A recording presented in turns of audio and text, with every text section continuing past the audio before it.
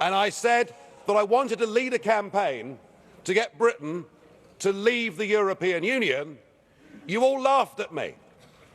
Well, I have to say, you're not laughing now, are you? And the reason you're so upset, the reason you're so angry, has been perfectly clear from all the angry exchanges this morning. You, as a political project, are in denial. You're in denial that your currency is failing. You're in denial. Well, just look at the Mediterranean. No.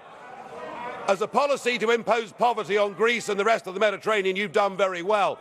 And you're in denial over Mrs. Merkel's call last year for as many people as possible to cross the Mediterranean into the European Union has led to massive divisions between countries and within countries. But the biggest problem you've got, and the main reason the United Kingdom voted the way that it did, is you have, by stealth, by deception, without ever telling the truth to the British or the rest of the peoples of Europe, you have imposed upon them a political union.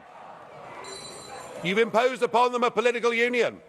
And when the people in 2005 in the Netherlands and France voted against that political union, when they rejected the Constitution, you simply ignored them and brought the Lisbon Treaty in through the back door.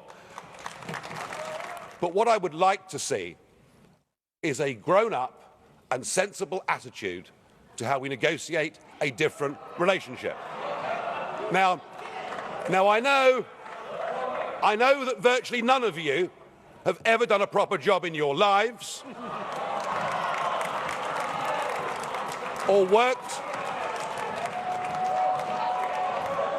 worked in business, or worked in trade, or indeed ever created a job. But listen, just listen.